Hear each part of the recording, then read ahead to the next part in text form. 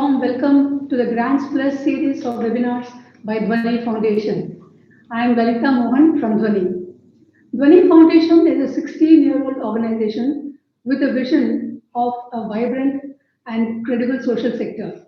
To achieve this vision, we believe it is important to engage with all the key stakeholders in the social sector. We work very closely with small, grassroots, and rural NGOs and help them with their organizational development.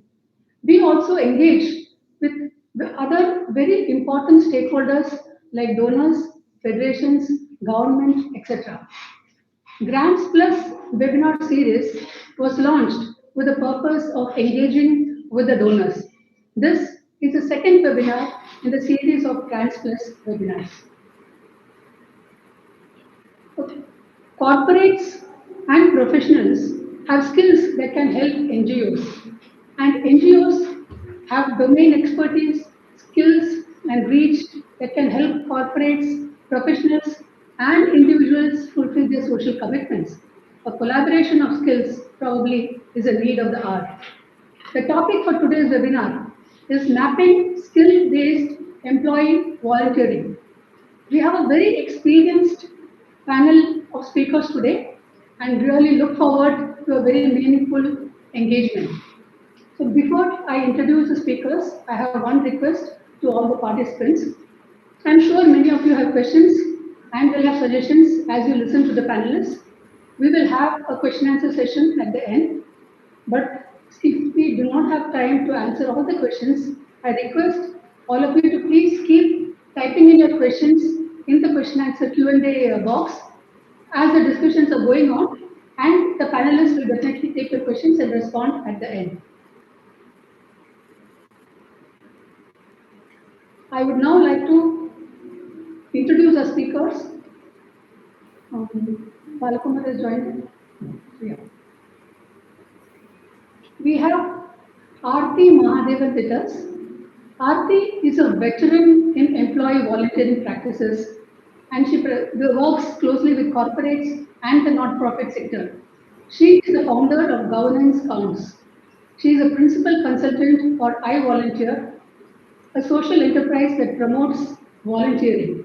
She is also a co-founder of 100 Women on Boards initiative and also serves as a board member at her Sahayog Foundation.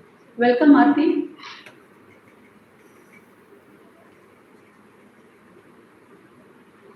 We have Kartikeya Agarwal. Kartikeya works as a growth strategist with India Welfare Trust. India Welfare Trust is a philanthropic foundation that aims to promote greater volunteering in India and promotes and provides incubation and mentorship support to volunteering NGOs. Kartikeya specifically leads India, the IWT's effort to promote greater employee volunteering among corporates in India, and has also been focused on building more industry research in this space. Prior to joining IWT, he worked in the corporate sector in finance and strategy roles for 8 years. Welcome, Kartikeya.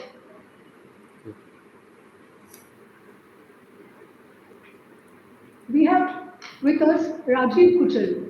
Rajiv is a co-founder of Dhwani Foundation and is also an active member in the social sector. Rajiv is a mentor to multiple startups in the social enterprise and technology space. He is an advisor and board member of many such companies. He has more than 35 years of management experience in IT, BPO, and ITES industries with companies such as Infosys Limited.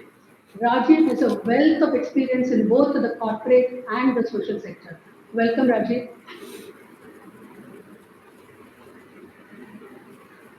We have another speaker who's having some difficulty in joining. We will just introduce him. We have a Balakumar from Cognizant. We'll introduce Balakumar as soon as he is able to join into the chat. So I would first like to thank all our panelists for giving us time and accepting our invitation and being on the panel today. So we would first like to start with you, Kartikeya. Kartikeya, IWT has done research or a study of 100 organizations on their volunteering initiatives. And Kartikeya has been behind it. So Karthikeya will present the main takeaways from the study of 100 organizations on their volunteering engagement. Over to you, Karthik. Thanks, Lalita. Am I audible? Yes, Karthik, you are. Okay. Yeah. So I'll just share my screen. Let me know once it's visible. Yeah, we can see your screen. Okay.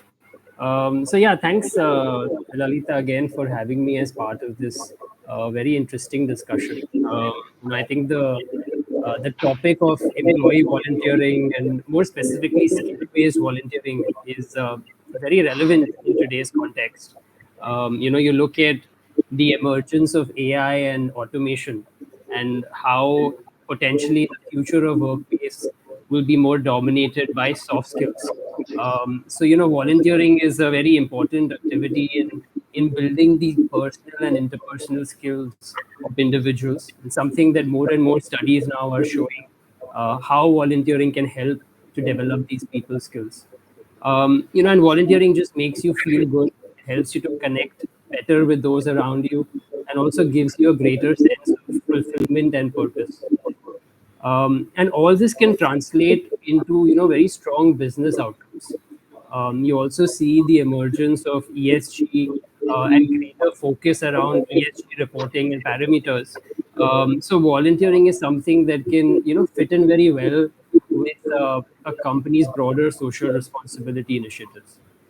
So, given the benefits of employee volunteering to corporates and also just the immense potential that employee volunteering has in India, we have been, trying as well to develop a little bit more understanding and little bit more research in this space. Like you mentioned, we published a report in August of this year called "Volunteering in 100 Top Companies in India." We tried to study, 100 diverse companies and benchmark their volunteering program scale, their policies and incentives, and also tried to identify some key trends that we saw emerging in employee volunteering in India. And I'll be happy to share a few of those with you. So encouragingly, 8 in 10 companies actually had, their own volunteering program or at least an activity through which their employees were volunteering. But around half of them only were reporting the amount of volunteering hours, and even lesser in terms of the number of volunteers that they are engaging. Of course, this could be because they don't track this information or probably don't consider it important enough to disclose. But definitely an opportunity, I would say, for companies to start disclosing their volunteering information as part of their annual disclosures and reporting as well. At an aggregate level, these 100 companies that we looked at contributed a cumulative of 5 million annual volunteering hours. This was at a base of 5 million plus employees, and roughly 8% of the workforce was engaged through volunteering. So again, when you look at this, there's no doubt that there's a tremendous opportunity to engage more number of employees as well as more number of hours that each employee is able to volunteer. Um, when we look at some of the companies with their different volunteering programs, not a surprise to see a lot of the Tata companies kind of leading the way in terms of the scale of the program that they have been able to reach. Definitely something that is very much part of their culture and something that they have as well invested a lot over the last decade. We also looked at the formalization of volunteering policies and incentives in India. This is something that I would say is very nascent and probably still evolving, especially when you look at the companies in the West. The two most popular incentives that we saw was time off and also volunteering matching grants. So volunteering matching grants is when a company makes a donation to a non-profit where an employee has volunteered. So this again is something that we have seen more common in foreign companies that are operating in India, whether it's time off incentives or matching grants incentives. So definitely something for Indian companies as well to consider adopting more of. Very interestingly, when you look at volunteering outside of CSR and outside of social impact, we also saw how some companies are including, volunteering as part of their HR portfolio. So it could be as, incorporating a volunteering activity as part of a onboarding process for new hires, to instill certain values that the company thinks are useful, or also through sustained volunteering and skill-based volunteering, where an employee contributes their time and skill, and works for a prolonged period of time in the social sector. This could be a few hours a week over several months, or also in the form of longer term sabbaticals that they do. But interestingly, more than the contribution that the employee makes to the social sector, I think the companies here are also cognizant of the fact that there is a impact on the employee as well, in terms of enhanced perspectives and in terms of their own sense of leadership and purpose, which can be very, very beneficial to companies when their employees are able to imbibe such values. So something that companies are also starting to look at in terms of how to build capabilities of their employees by greater exposure to the social sector. And I'll just end on this slide as sort of the final takeaway from our research. But as companies start to look at volunteering from a lens beyond just social impact, um, companies will then have to try and measure the impact. It becomes very important for them to know what is the return they are getting on these investments, and especially if employees are contributing significant amount of time in the social sector, what is it that they are gaining? So we've seen a lot of companies, again I would say most of this are international companies who tend to have these global volunteering programs, but they try to measure this impact either through volunteer surveys or through 360-degree surveys, or also capturing longer term data on employee volunteering retention and promotion. So definitely something I would say for companies to start looking at if they're looking to build and invest in skill-based programs. So I'll stop here, Lalita. Yeah, I'll hand it over back to you. Volunteering for employees and the organization seems to be an eye-opener. 11% lower attrition rate, 74% volunteers reporting improvement in leadership skills. Wow. So that is an amazing eye-opener for all of us. Over to you, Aarti.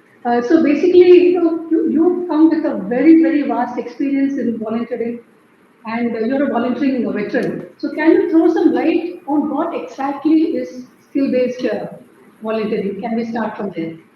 Yeah, thanks, Lalita. That's too much pressure. I'm no veteran. I keep learning as I go along. But happy to sort of share my views on this. So I like to think of skills based volunteering slightly differently to what is normally understood, right? So I like to bucket it into three different aspects. One is in the volunteering domain, what are the skills that one can share? What are the skills that one can learn through volunteering? And what are the skills that one can observe through volunteering, right? So we often think of skills based volunteering as a skill that a person has and can, obviously give it in some form to an organization or a person. But I think we need to broaden the understanding a little bit, because that will allow us to be more inclusive of a larger number of people who can come to this with a different motivation. So if you look at the skills shared aspect, right, that's really the most obvious, right? So you have a communication skill, you have finance skills or tech skills or HR, some of the hard management skills. You could be a great teacher, for example, or you could be really good at math or literature or something, and those are skills that you can share with those that may not have those skills. So that's sort of one bucket.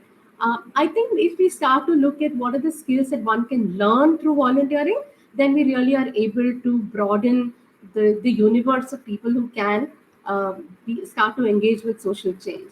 And within that, Karthik just alluded to some of these aspects, but I think especially in the corporate sector, there's enough now research in the West and some beginning in India to say that one can learn a lot of skills by volunteering, irrespective of the extent of impact that they may have socially, right? So the skills learned will be higher than could be higher than the impact that they may have from a social change perspective, and that's all right as long as there is clarity on both sides. So whether it's team building or dealing with adversity, I think that's a really valuable skill to learn, right? Because nonprofits and the social sector is constantly every day looking at difficult situations. So how does one deal with adversity? How do you build resilience? How do you look at things with greater equity? All of these things can be very helpful in the workplace, right? How do you achieve goals with very limited resources, right? You don't have access at the drop of a hat. You can't pick up the phone and call somebody and say, I need a campaign poster by tomorrow, and then kick off the campaign 3 days later or 5 days later, right? So how do you yet deal with how do you achieve things with limited resources? Is very useful skill to learn. And the third sorry, the third aspect is really, what are the skills that I can observe, which I may not use immediately or be able to execute with immediately, but are very useful. So things like community mobilization. How do you get a large group of people together around you to believe in a certain cause? How do you look at advocacy? um, how do you multitask, right? So if you walk into any non-profit, you'll see, and you'll see some very interesting stuff, right? You'll find the HR person sometimes is also the comms person, is sometimes also the finance person, and they do a decent job. I mean, is it the best? No. But observing all of this for future learning is another way to look at skills-based volunteering. And therefore, my limited point is, don't narrow the definition of skills-based volunteering to, I have a skill and I can come and help you do this, but also look at it from the perspective of what can I learn and what can I observe, which will come in handy for me later on.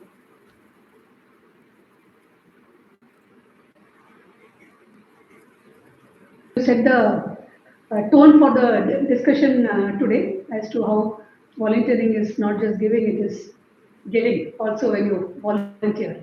So now we have Balakumar speaker who has just joined in.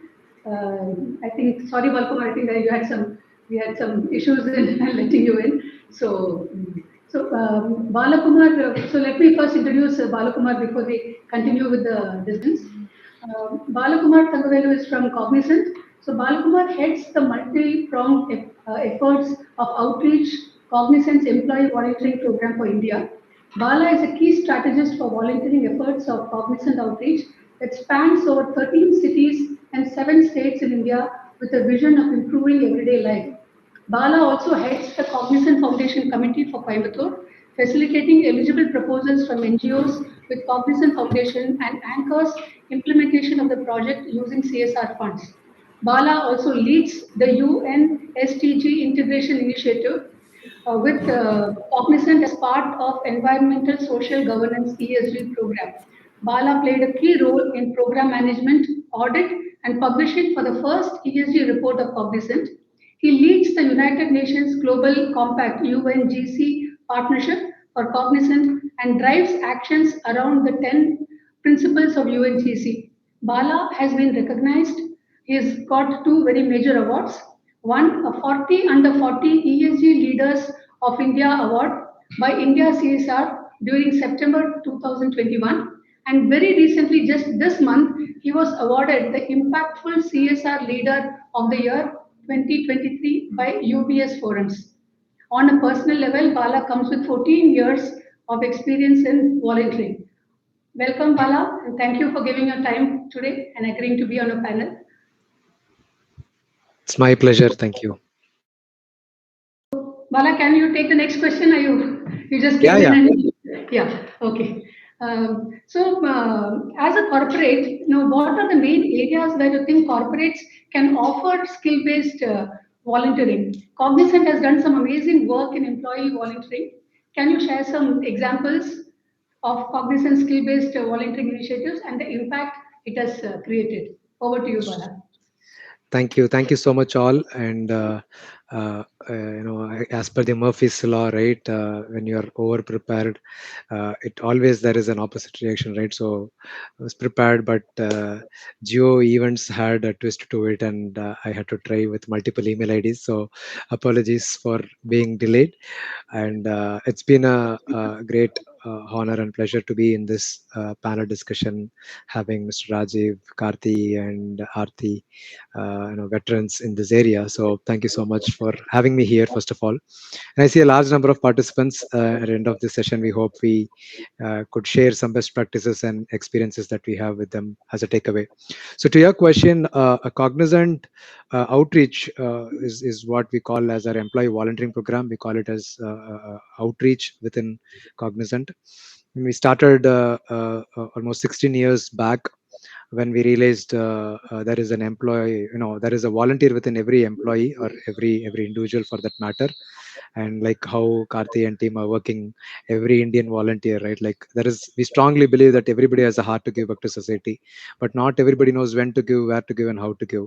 And with that in mind, like me and a set of team members who work full time in mobilizing or kindling the volunteering with every individual and Cognizant, we try to give them the exposure on various ways that they can give back to the community while we work at Cognizant, right from education, going back to community and uplifting the community from basic foundational literacy, numeracy, teaching to the government school children, to tree plantation activities. And for the past couple of days, a lot of our volunteers are on ground rescuing people from their homes, dispatching foods at Chennai floods. We had to arrange like boats, and the boatmen needed some pilots to drive them to the right places. So our volunteers came on ground, and helping the boatmen to lift the boat, to steer the boat, and whatnot, right? So volunteering range is very wide. It starts from a micro volunteering to a long term volunteering event. We have a variety of volunteering opportunities that we do. So we earlier, like at least like 5 years back, 6 years back, we are focusing on education, environment, and community development. Basically, on skilling is where our focus. And after a lot of time, we got a lot of inspiration and from the Western world about pro bono volunteering, and what is pro bono and what is skill based volunteering, and how can we leverage while we work at Cognizant. It's not just like contributing to environment and education. We have a lot of potential skills within our employees. We are a 3.5 lakh employee workforce across the globe, and within India alone we have 2.5 lakh employees. And after a re-strategy exercise, our tagline is also like is about like sharing our time, talent, and technology. So with that tagline, in terms of specifically skill-based volunteering, I can cite like couple of examples. We call it as a digital empowerment for NGOs is the theme that we use under our skill-based volunteering to support a lot of NGOs across the globe. Uh, we do capacity building programs for NGOs. We have we do a lot of PowerPoint presentations for our clients day in day out. And how can we use advanced features of a PowerPoint presentation and advanced Excel? A lot of us don't know how to do a pivot chart and we look up a lot of small tiny things that we can build up. So we have a lot of workforce. We do day in day out on the numbers for the customers. So we teach advanced Excel, digital marketing. We have a lot of digital marketing expertise within our Cognizant where we support our customers. So what is digital marketing? How do you digital market your NGO, and why it is so imperative at this moment to be yourself in the digital media? Like there is it used to be three components in a branding, right? A, B, C: appearance, behavior, and communication. Now D is also joined A, B, C, D. D is your digital presence. So you can be great in your appearance, behavior, and communication. And if your digital presence, if your social media profile doesn't reflect that, right, you're again like pulled down. So in terms of capacity building for NGO and NGO staff, that's one area that we focus on skill-based volunteering. Second is that we also do digital consulting for charities, and we try to build systems for them with a limited number of building of it, but we recommend a lot of off-the-shelf products that they can avail, which is like open source that are available for them to use. And couple of examples are like one, Salesforce, right? Salesforce offers a free not-for-profit success pack, NPS.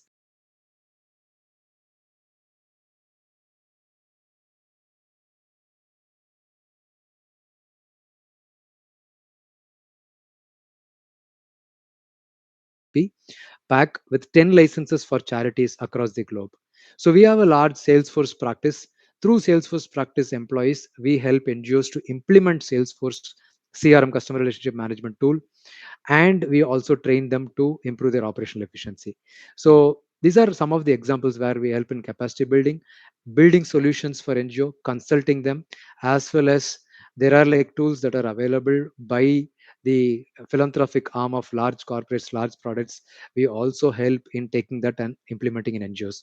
So these are like some of the high level glimpses that I wanted to share how we have been supporting the community by skill based volunteering. Thank you, Balakumar. I think the range of the variety of skills that you have been using for with your employees for volunteering is really, really wide and large. So before we go to the next question, again, one request to all the participants, if you have any questions for the speakers, any suggestions, please do type in the chat box, and the speaker panelists will be happy to take your questions a little later. And next, I would like to come to you, Rajiv. Dhwani Foundation works with many NGOs and understands their challenges very well. What do you think are the requirements of the NGOs? What are the gaps which corporates can fill, and what difference do you think it can actually make to the NGOs? Yeah, Rajiv? thanks, Lalita. Wonderful to see the presence here. So, we work with NGOs where our definition of the grassroots NGO is that the leader comes from the same socioeconomic background of the community they're trying to solve the problem of. And most of these NGOs are outside the metro areas. Some of them could be within Bangalore or Chennai or Bombay, but many of them are really not in these locations. So their needs are actually far bigger, um, which a lot of volunteering can help. And some of it may involve, like what Aarti mentioned, traveling, understanding. And I think it's very important because I know the first time I traveled outside Bangalore, and it was quite an eye opener, and not as a tourist. I mean, I went and met people and see how they work, how they operate, how the what does the money mean out there. What does 50 rupees or 100 rupee mean out there? It was quite an eye opener. We see things in a particular way, but there is really, I mean, we keep on saying there is a real Bharat India divide out there. So I think it's also a great learning experience for people to see how a lot of India lives. And then many things actually can be done thanks to technology, thanks to COVID making that technology like this events, what's reachable, can be done digitally. So one of the things which Bala mentioned is clearly the digital presence. Now, many of them don't even understand what it means. And even if you help them set up something, how do you keep it running? How do you keep it active? So clearly, there is places where the technology is one of the easy ones. Where helping them implement technology in either MIS reporting or in their financial accounting or HR, can be played a role. But there is also another part. I will talk about when I first started getting involved, which was nearly 25 years back. One of the things which I found, you know, I used to go once in a month, and we were so used to doing reviews in a particular way in the companies. And it's you run the large companies that way. You come up with a reporting structure. People report it in that particular format. You look at the data, and we found that data-driven management or data-driven reporting or managing through data is something people didn't understand. Now we cannot obviously take what is there in the corporate world and implement as is because the numbers are not everything, right? I mean, but numbers are important too. So one of the first things I did, and I know that leader was told me that it has really helped him was really put how he should look and review his operations. And once it was done, he could actually scale that operation across multiple locations because then he knew how to get that information and look at that information. So, to make it a little larger, people can actually be the mentor and coaches to either the leaders, the board members. Their board members are many times from the same community. They don't even know what it means. They become because they like the person, they like the leader who is doing the work. They can also be coaches and mentor to the senior managers and senior people in the team. And believe me, some of them are extremely good. I mean, some of the people I have worked with or I have seen who come from, they may not have too much of academic background to show, but if you look at the background of the family they come from, the difficulties they have come with, uh, their awareness on how to do things is not very good. But at the same time, they're very eager to learn. So, can we bring some of our best management practices and work along with them? Um, you know, some of the things which become very evident, for example, proposal writing. Somebody asked them to write a proposal. Can we help in reviewing those proposals? So there are many things I can do, but before that, I would like to really come back to the point which Aarti brought. That first is I will, for a moment, remove the volunteering which is event based or which is a transaction based. And I will talk about the volunteering which is more sustainable on an ongoing basis, where you have made a commitment that I'm going to spend, n number of days a year in helping this organization, helping this community. So I will just focus on that part. And in that part, I will say the first you should go and try to understand the organization. Don't go with a fixed mindset of, I can do this. I think you should be able to go there, look at what it is, and then you will be able to come up and saying, I can help with this. For example, that's what happened when I started with this NGO about 25 years back. I went in and when I looked at it, I says, look, why don't we review it this way? And I didn't really go there to help them with the review process. I went there for something else. But this is something which they found very useful. So go with an open mind. You don't even know uh, where you can add value based on the exposure which we in the corporate world ends up getting. But at the same time, it's going to be a very, very enriching experience for you as well, because you will get exposure to the parts of the country you only read about and really don't even know truly existed.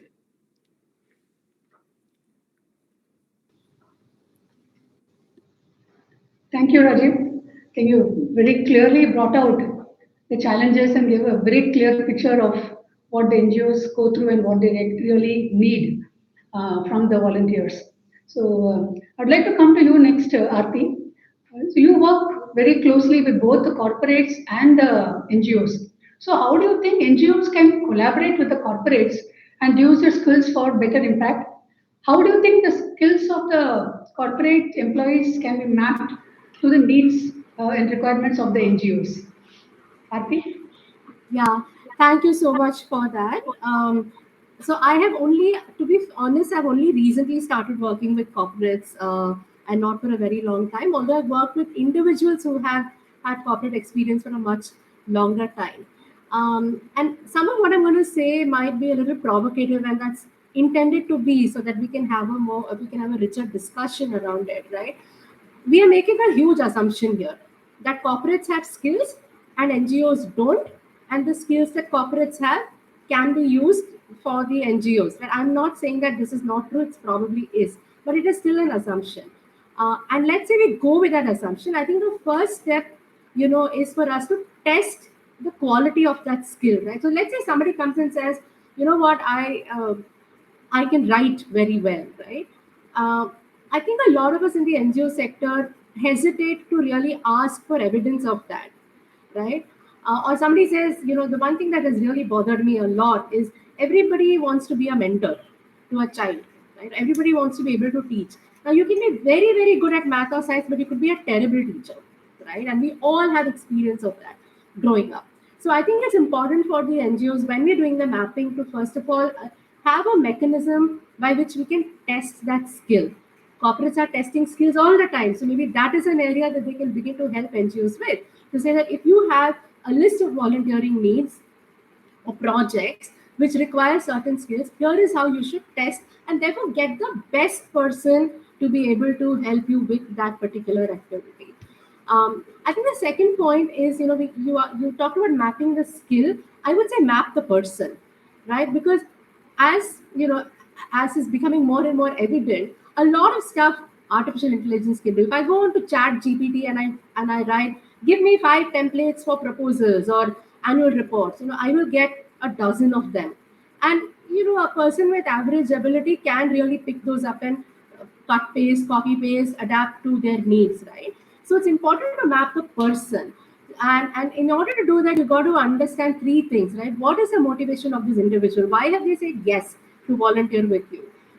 Is the cause really something that they care about? So I may have a great skill, but I may not be very interested in museum cleaning, for example, right? But I may be more interested, let us say, in elder care or in gender violence or something. So even if I have a skill that the museum cleaning NGO can use, and let's say it's communication, I'm just not aligned to that cause. So I may not give the time or I may give it very transactionally. And you will find that when the cause alignment is not necessarily there, you will find volunteers giving lots of reasons why they're not able to keep the commitment, right? So something happened at work, there's a family event, their pet needs to be taken to the vet, all kinds of things. Also understanding the constraints that this individual has, right? And we can easily bucket from a life stage perspective, at least what are the likely constraints. So a young parent is likely to have, and I don't mean constraint in a negative way necessarily, but I'm just saying these are variables that can influence the commitment and the continuity with which a volunteer can actually give time and complete the task that they have committed to. So I think understanding the motivation, understanding the cause alignment, understanding constraints, three really important things before you sign off that volunteer and say, okay, here is the task and here is what you can do for us. All all projects will not need this depth of understanding of the individual. Many will. So, for example, if it is a one-off event, you need somebody to come and like in Chennai, we now have the floods, and you need people who can come and pack lunch boxes or help people out. Then you don't have to understand the motivation of the volunteer, right? So I think just bear in mind the context. If it's a long term, mid to long term kind of activity, then I think it's important to bear in mind these three variables, right? And the reason this is important is that engagement is a huge resource ask of NGOs, right? So if you don't understand the person, you're going to keep having to engage that person till the task is completed. But if you assign the task to the individual on the basis of these 4 or 5 things, the volunteer will self-manage, right? So they will be proactive. They will say, okay, I haven't got the information for the annual report. Can you please send it to me? Not wait around for you to ask, right? So I think purely from a cost-effective engagement perspective, it's useful to understand the individual as much as you will understand the quality of that skill. And finally, I think making sure that as an NGO, you really, really need this and can't get it anywhere else. And having the courage to say to a person from the corporate thing that, boss, we don't need this now, right? Or we need something different. Or the kind of skills that the current employees have are not what we need. We need a higher order skill or we need something different. I feel a lot of us in the nonprofit sector hesitate to push back. And I think it's important to do so because if you don't, then everybody sort of suffers at the end, right? You have a disgruntled volunteer, you have a task that is not well done, you have the NGO that says, oh, no volunteer is able to commit, you have to keep following up, they drop off. So it's just an unhappy kind of situation for everybody. So I think the mapping exercise needs to be really well thought through, a lot of time taken before you make the ask. And I think not just making the ask, right? Present it as an opportunity for somebody to engage with you rather than a transaction that somebody needs to come and fulfill. I mean, let's be very clear, volunteers are not equal to unpaid consultants or unpaid workers, right? You need volunteers who want to be who will hopefully become part of the social change making, right? And therefore, we as NGOs and all of us in the sector can provide this as an opportunity. I mean, imagine if somebody were to come to you and say, here's an opportunity to make you a better human being. That's exactly what you want to do, right? So spending a lot of time before the mapping, looking at all the variables that I mentioned, and there are a few more, we can go into detail at some other point. I think is very useful to do. Thank you, Aarti. I think that was a very insightful on how to look at volunteering very differently. As how to make it more efficient and really absolutely more meaningful, rather than just saying that okay, I'm just doing some volunteering. Thanks for that. I would like to come back to you, Rajiv. Now, we were talking about how NGOs can get support. Now, how do you think NGOs can identify the areas where they can get support from the corporates? For example, many times NGOs get supported, they get CSR funding, but they are not aware that they can actually reach out to corporates for skill-based volunteering help also. So, what do you think from the NGO perspective? They can actually, how is it they can identify and uh, take help from the corporates? Yeah.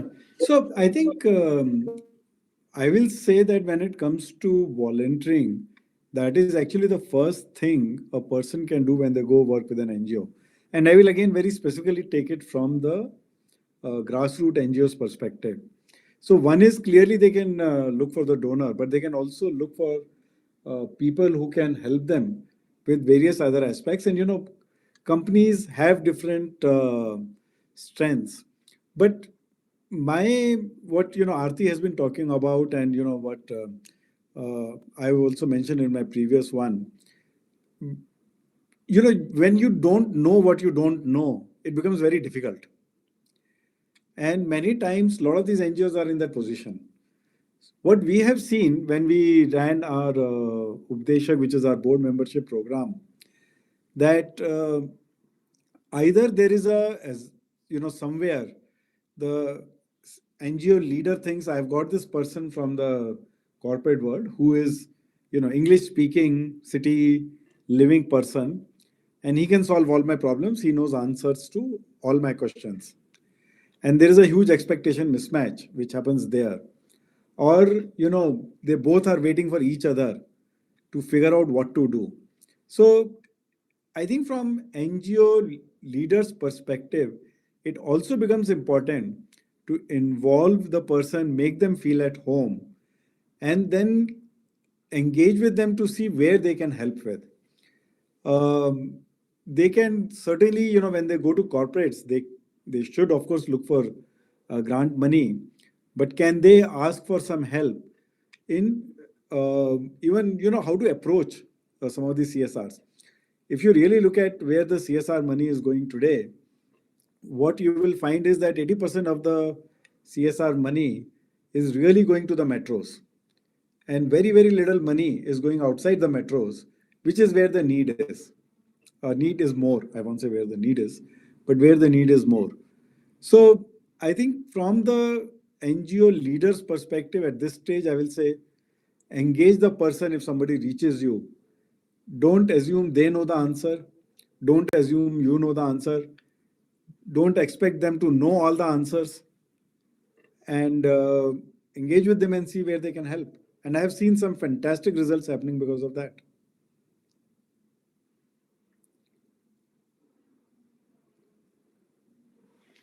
I would like to come to you, Balakumar. Now, what can corporates do to ensure to ensure effectiveness of the volunteering initiatives that they take up? From your experience, what type of volunteering has worked and what has not worked? For example, and also what are the areas that you feel corporates can do more than what they're already doing? Balakumar? Sure. So it's an interesting question. There is no, single answer or a single framework to this, right? What works and what not works. So it's a trial and error, and what works for me will definitely not work for Aarti or Karthi in this call, right? Like, so Aarti may be interested in packing food for the flood relief effort. For me, I want to get onto a boat and then go to to the place and then bring out the people from their house. So it really depends. So uh, probably for the benefit of audience, like Aarti might have heard, and Aarti might be the maybe she might have been the part of the core team who devised this volunteering journey, which was devised by I Volunteer. So there's a pyramid in the volunteering journey. Okay, so it used to be 5 pillars, but right now I heard from Shalab that it's become 4 now. But I'll still go with the 5 pillars pyramid, which I strongly have imbibed into it from the first time I have heard from I Volunteer. Right. So first, for anybody to come out and volunteer, like I said in the first segment when I responded, everybody has a volunteer within. That's the core mantra that all of us should believe. But the problem is nobody knows where to give, what to give. So first level of the pyramid is nothing but to give them exposure. Wherever you are, there are umpty number of opportunities that you can sit at your place or step out or do anything with money, with time, without time, with skill, without skill. You can do anything. So first level is to give them the exposure. The moment you give exposure to them, you don't stop there. I might get the spur of the moment that, oh, there are so many things that I can do. So give me an experience. The next layer on the pyramid is giving experience to them. So give them micro volunteering experience, right? From like packing food to a virtual volunteering opportunity where there is something called like Zoo Universe or like Zooniverse is an online platform where you can log in and you can mark a penguin to save a penguin. 15 minutes you spend online, you can help in diagnosing breast cancer, helping breast cancer patients by online sitting at your home. So there are so many things that you can do. So second layer is giving experience for them. While I get experience, right, something might fit not, might not fit for me. So keep giving experiences to them. The moment they experience, the third layer comes. That's empathy. That's right now is been taken out of the pyramid, Arti. But still I believe that empathy is the core component. The moment experience, empathy comes, and somebody gets empathy, right, they'll start engaging. The moment somebody starts engaging with volunteering, the final pinnacle of the pyramid, they'll become evangelists. They'll start evangelizing that opportunity. You don't have to go and promote about that opportunity to volunteer. They will bring people, they will talk people, and I'm one of the person who had traveled not knowing this. There is a pyramid, there is a journey, and I've become an evangelist of volunteering. Right now, I've currently head employee volunteering for Cognizant because of traveling in the journey, not even knowing that. But I've strongly follow that journey. I strongly coach and tell people that like there is a formula here, apply that. But but for people to come and travel with you is different. So this is something that if people in the call, if you are exploring volunteering with corporates, please understand that there is a journey. Give them exposure, give them experience. They will bring out empathy, they will engage with you, and then they'll start evangelizing. You don't have to go behind them. They'll come and ask you, when can I come next? So follow this.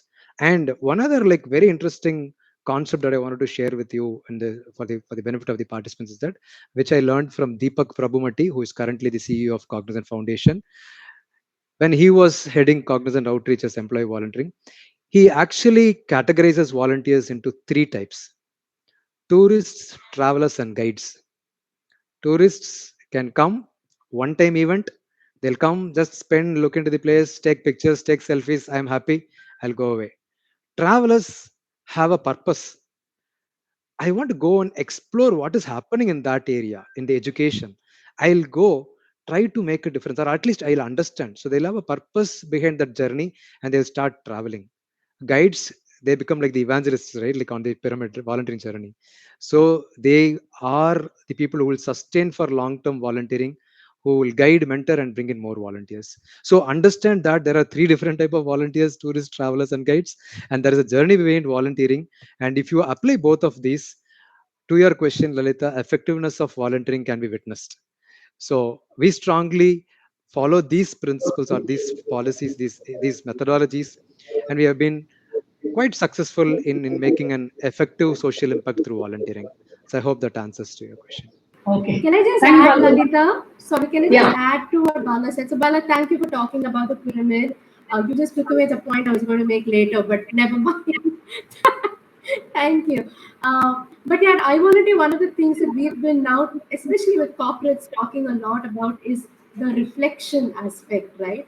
So at every level of this journey, whether it's an exposure or engagement or experience, to just get the volunteer to reflect on what did it do to me, right? Okay, I went and packed food. I got an exposure. I went and packed food. Okay, did I think? Did I become more grateful because I don't have to have packed food. I can go home and I can make myself a hot meal, right? Um, Reflecting at each point, I think, is what will sustain volunteering. And at NGOs, we are very, very good at doing it for ourselves. I think we should definitely offer this skill and facilitate this for the volunteers that we try and bring in. Sorry, I spoke out of turn, but I had to say that. Uh, Thanks, Balakumar. Tourists, travelers, and guides. I think that's a very, very interesting way, and it is easy to remember the three different types of volunteering. And thank you for your note on reflection, also, Aarti. Now, Aarti, I want to come to you for the next question. So, what do you think, since you work with a lot of NGOs, what do you think NGOs can do to present their needs and reach out to corporates for volunteering collaboration from the NGO perspective? Yeah, so I just feel as NGOs, we don't ask enough. And we don't ask confidently, and we don't go out there and put ourselves out, right? And I would hesitate to say that this is a problem with the sector. I think it's got to do with people and the kind of person one is, right? Some people are shy, some people like me are not, right? I will go and ask anybody for anything because my view is, what's the worst that can happen? They'll say no, or they'll ignore you, right? People generally find it very hard to ignore you if you keep on asking them, right? And I've had that personal experience. So if they want to get you off their radar, they will do something, right? So I think it's important to put yourself out there and persistently, consistently ask. Ask for support, ask for help. Remember that the worst that can happen is a rejection of the ask. It's not a rejection of you, right? And I also think the second important thing is to understand if somebody has said, no, I cannot help you, right? I will always say, okay, I want one more opportunity to ask you, why will you not help me, right? The assumption is this person doesn't care enough, or this corporate doesn't care enough, right? It's very likely that the corporate has focused its efforts, or the people there are focusing their efforts somewhere else, right? It's very important to know, understand why has that person not responded to you. It could also be that the manner in which you asked was not encouraging or engaging enough for them. And that's an opportunity to learn and then reframe the way that you ask, right? I feel that we need to, again, I made this point earlier, right? We have to stop being perceived as people who ask for help, but people who give opportunity, right? And that is really that I think that mind shift within ourselves as a sector is will be a game changer. If we don't do that, we're going to constantly be battling with asking, being rejected, being disappointed, and saying, oh, people don't care, right? The truth is people do care. To Bala's point earlier, everybody cares about something, right? That something may not be what you have to present, but can you therefore look for opportunities that will engage this individual in other ways, right? So lack of hesitation, persistently asking, understanding rejection. I think these are the three most important things. And to remember that it's not a rejection of you; it's a rejection of what you have to say, which and understanding why that person is rejected. That's really critical. The number of people that has responded cold to me on LinkedIn, right? It's so every Sunday I spend half a day just stalking people on LinkedIn. It's a great platform, and people will respond. Not if you say, please give me 1,000 rupees every month. I mean, that's not what. You also have to craft the ask intelligently. Right? Thank you, Karthik. So it is not a rejection of the ask. So let's ask shamelessly. And that only a crying baby gets milk. So I think we need to not hesitate in asking and projecting the ask as we are offering you an opportunity and we are not asking for help is a very, very interesting way of looking at it. I want to come back to you, Balakumar. So as a corporate, what do you think NGOs can do from the corporate point of view to NGOs can do to reach out to companies for like yours for skill volunteering collaborations? And another question is, if an NGO is not funded by you, I mean, would you still consider collaborating with them only for volunteering, or if the volunteering happens only if you are giving them a CSR fund? And the third part of my question, also, do you think corporates sometimes are ready to fund NGOs only if there is an opportunity for their employees to be engaged? Will they say if there is no opportunity to engage with a particular NGO, will the corporate say no, then we don't want to, we want to look for funding only when there is an opportunity? Balakumar. Sure. Thank you. I don't know. For me, my video is frozen, but is it like still frozen for all of you, or is it looking, it's Yes, frozen? video is frozen, but we can hear you, Balakumar. I'm sorry. I don't know what's happening, but uh, for all odd reasons, today technology is playing around with me. So I've tried to turn off, turn on, turn off, turn on. Maybe I'll have to exit and then come back. Probably I'll respond to this question and then come back. So Yes. I think three parts to your question. I'll go to the second first, which is like, do you uh, do you give grants only to NGOs who give opportunities to volunteer? And second is, do you give or like vice versa also, right? So Yeah. uh, to make something very clear, employee volunteering, budgets for employee volunteering has nothing to do with CSR. So it cannot be accounted under a CSR. So employee volunteering can be integrated into a CSR project, but your budget is still standalone. So anything that you do for your employee benefits and employee engagement is not part of CSR. So now the employee volunteering has become a buzzword where a lot of companies feel that employee volunteering is giving a greater benefit for the company in terms of engaging employees, in terms of retention of employees, in case of showcasing the company as a purposeful organization for their employees, in case of engaging their customers and showcasing to customers, branding. All these components are attached to employee volunteering compared to very lesser benefits when an HR does an employee engagement activity like a Friday fun activity or a Wednesday fun activity on the floor. So that way, a lot of people have started feeling that volunteering is giving a lot of benefits. So now I have actually I'm giving grants to my NGOs across India in like say lakhs or crores, but my employees are not knowing about those grants at large. But why not I engage my employees also into that grant giving activity so that they also get to know that we are doing a lot of CSR.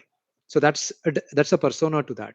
So to your questions, very straightforward. CSR and employee volunteering are kind of integrating together right now, but they are standalone budgets. They don't have to, there is no mandate that you need to have a volunteering for grant or grant for a grant, or for a volunteering you need a grant. So but there are corporates right now, large corporates, who have made a component of employee volunteering in all their proposals from their NGOs. So they've started looking forward for proposals. One component is, how are you going to engage employees? My employees can be involved in volunteering. So that is becoming kind of an integrated component to a proposal. NGOs have to start looking forward when they design a program, when they design a social impact program, what are the avenues for the corporate donor to be involved in volunteering?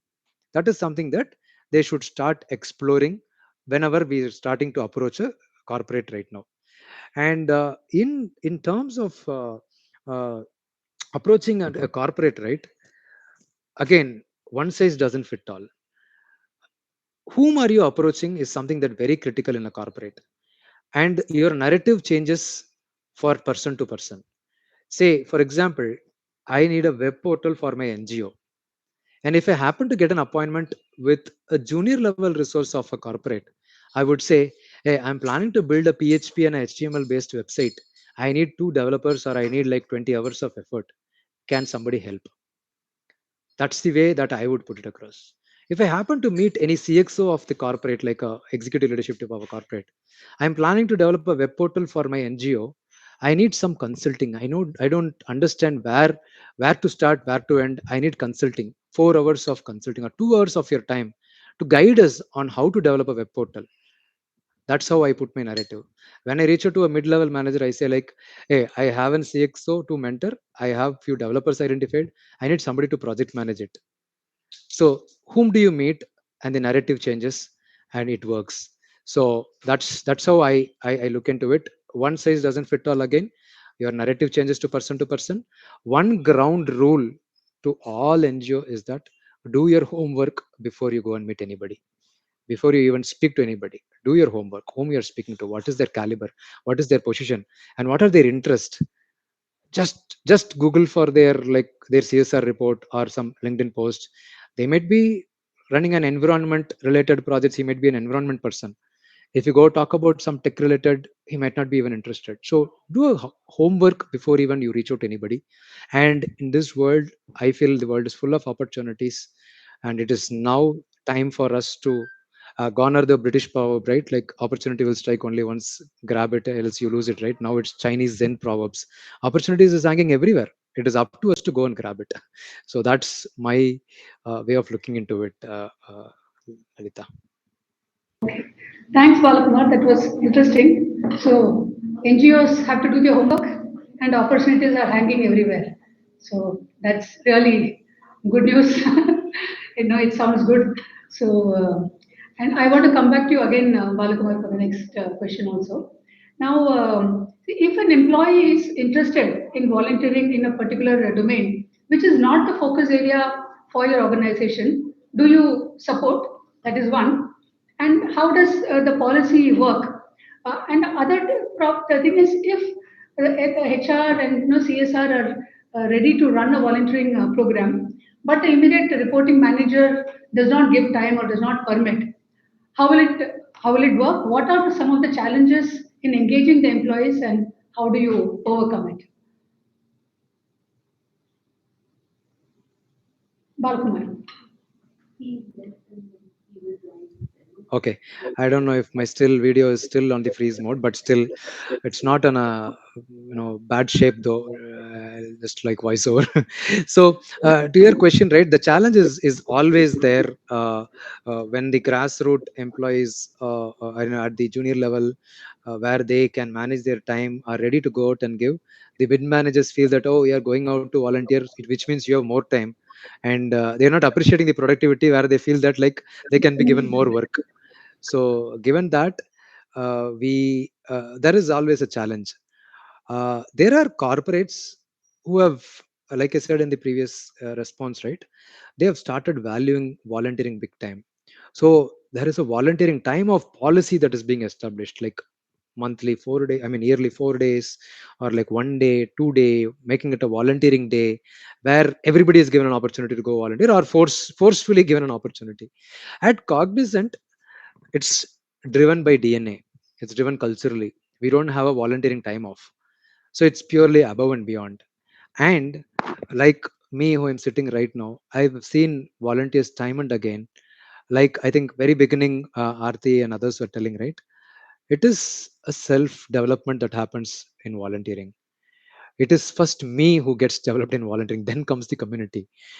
If I'm able to come into a call at any point of time, and if I'm extempore, I'm able to talk today in front of an audience of 100 people, virtually or in person, I give that credit to my volunteering. When first day when I went into a government school to teach career guidance for 50 children, first 2 hours I was sweating like anything, and post lunch I won't say that, like, I stopped sweating. I was sweating still.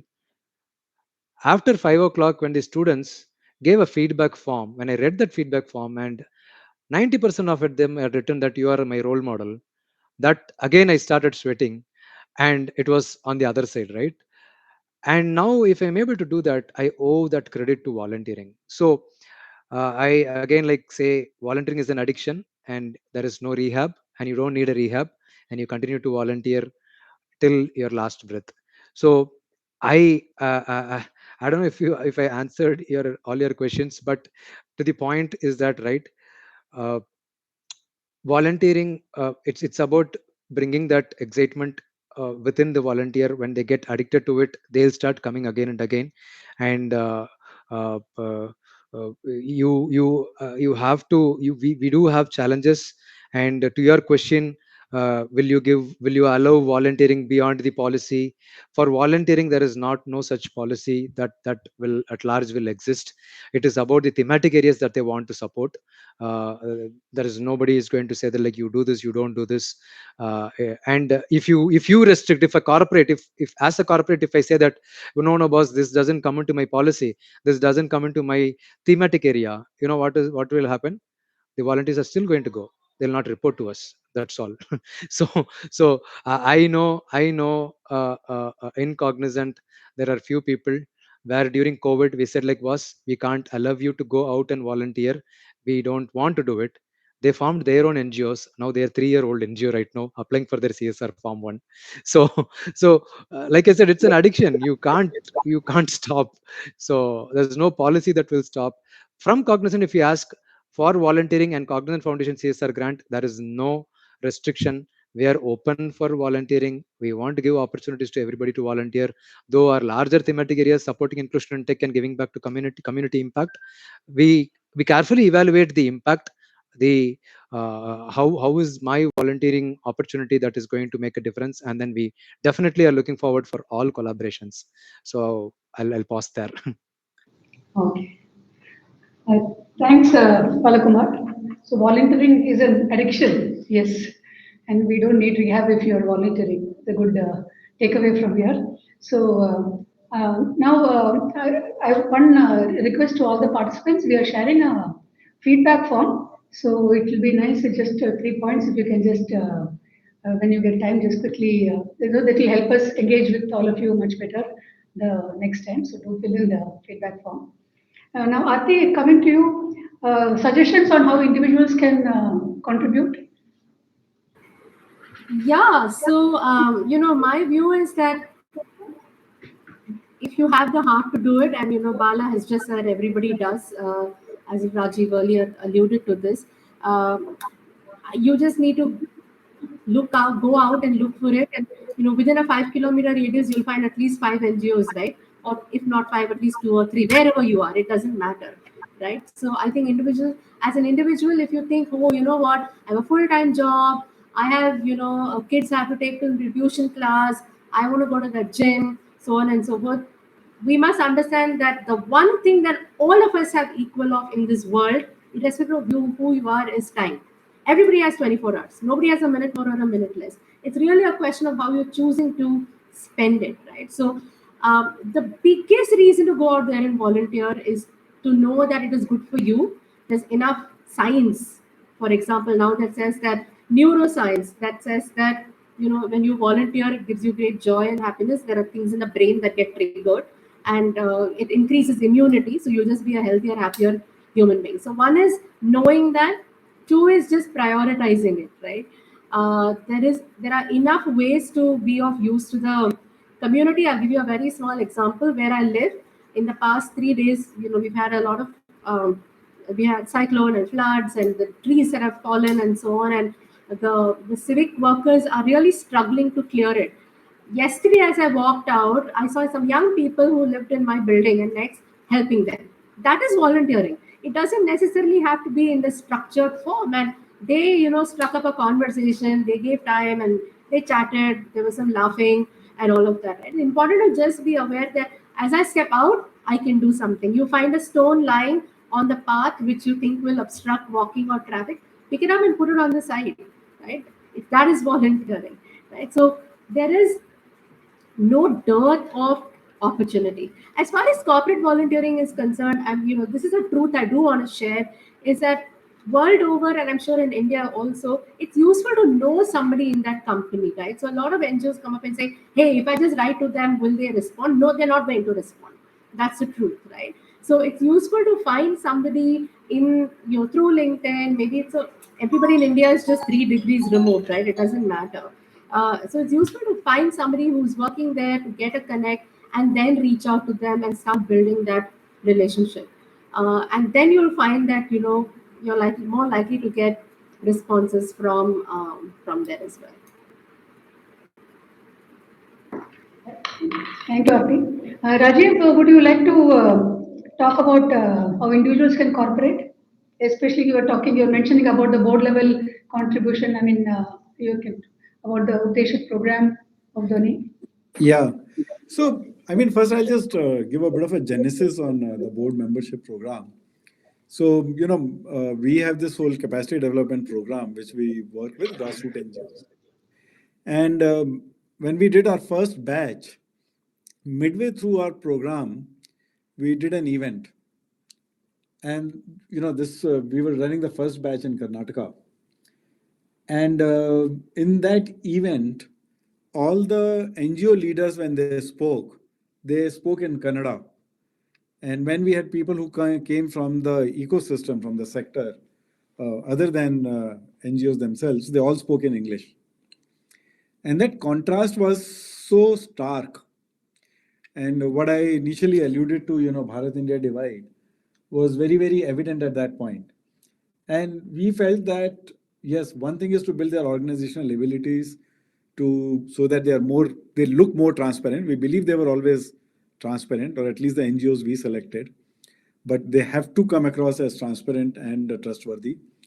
But we also need to see that how they can engage with the the corporate ecosystem which exists, and which is really the one where a lot of wealth and the exposure lies. And we started this whole board membership program where we take people from corporate world and we work with them to make them become the board members. Now, actually, the orientation by itself is a very small thing, about 2 days. It takes us, I will say, where the chemistry between the leader and the board member works, it doesn't take anything. It takes probably a month. But sometimes it has taken us 6 months to get that understanding well between the leader and the board member, that what they can expect from each other and what they should be looking at. One of the main things which we do when we start this program is we really talk about what it is not. It looks very good on your resume that you're a board member, but it does mean a certain level of commitment. It does mean, going to where the NGO is, engaging with their team, talking to their employees, understanding, and then seeing how you can help them. I mean, I will say that the program has been very, very successful, to the extent that in our first batch, during COVID, we lost two leaders. And the board stepped in that situation and ensured the succession happened and the NGOs continued. Now, this is something which somebody who has had the exposure in the corporate world understands, the importance of succession and what is required out there. But I mean, I can tell you that if these board members or Updeshaks were not there is a very high chance these two NGOs, who were, by the way, doing just absolutely phenomenal work in their area, would have probably wound down. So we do believe there is a lot of value which people from the corporate world bring in. Of course, now that Bala is there, we keep on running into one problem, that a lot of corporates don't allow their employees to become board members. So that is something we keep on working with various companies. But where that such issue does not exist, we have had just some phenomenal success. We have already placed nearly 110 board members. We are looking for more. So there are enough opportunities, just out there. Sir, if I may just add there, right? Yeah, Instead of a suggestion there, right? Like instead of making them a board of member or a board of director, you can make them as advisories, so which a lot of them will be okay to take it, because the policy will not stop them to become advisory board, rather like taking up a board of directors. So that's something that you can explain. And alternatively, right, like if I become a board of director of particular NGO, right, yeah, I end up in not being able to recommend that NGO for a grant within my CSR also. Like it becomes right, a conflict of interest. So many of them, when they reached out to me, I clearly say no, because I don't, my role in your NGO should not stop me getting you fund. So I carefully have told them that, like, no, because I may be a showstopper for your grant also, so I don't want to take up a full-time role. I'll have to probably start explaining to my leadership and tell them that, like, no, I don't have, there's a conflict of interest, but you can still, they're genuine and all of that. That whole thing is not required. Until I'm part of a corporate, let me be there, and I can be an advisor anywhere. That's where like the volunteer role comes in, right? Like as a volunteer, I can come and I can do whatever is required. So sorry, Lalita, back to you. I just thought I'll jump in. Yeah, we'll have a separate discussion on that, Bala. Sure, sir.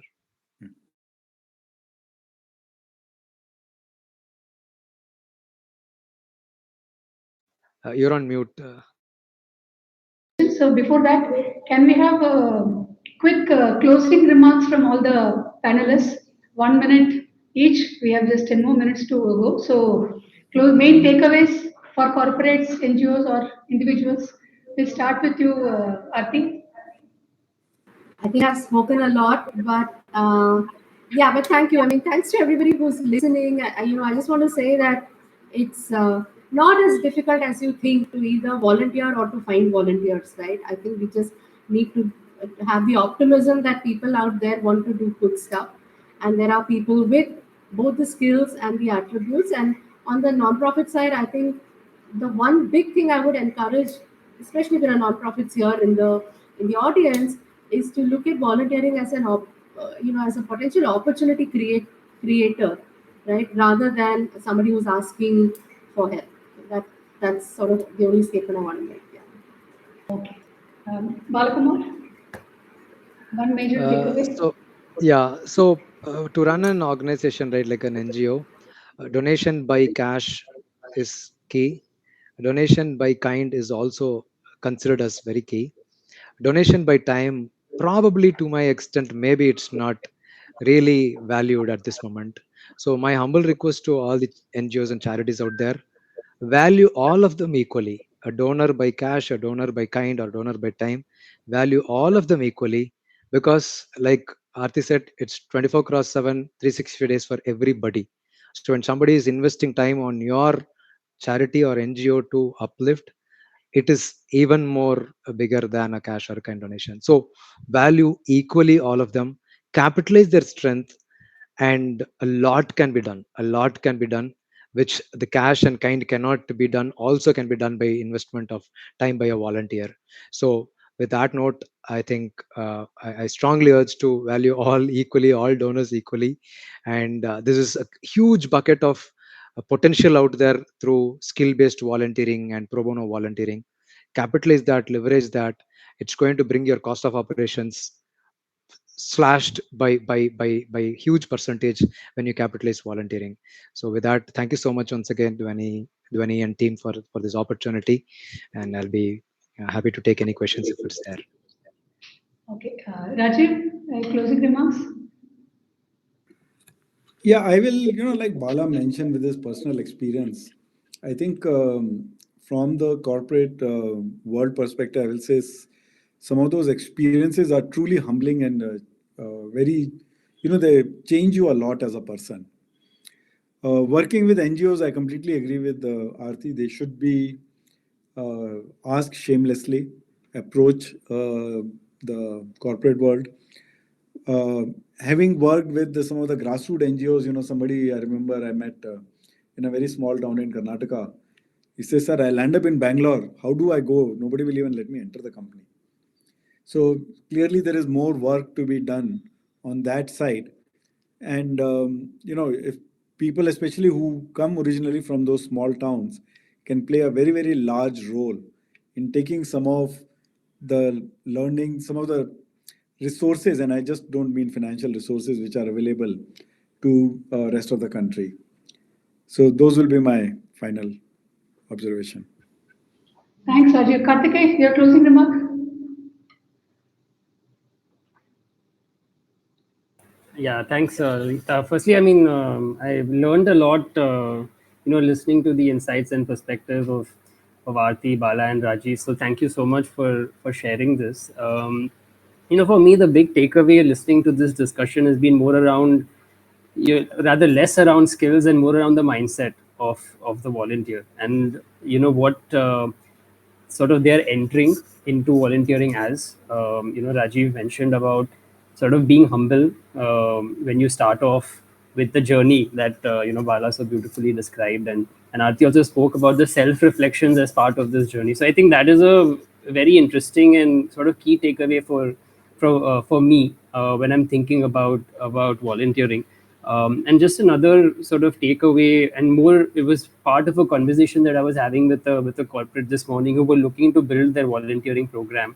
And I think it comes back to the why. Like, what is it that you want to derive from your volunteering program? What is it that you want to achieve from it? Because the moment you are clear in terms of the larger vision that you want to get, it'll be easier to navigate through setbacks, because that is inevitable, that will happen, especially in volunteering, when I think everybody is kind of still evolving in terms of what is the right value proposition for companies and for social sector, and win-win program.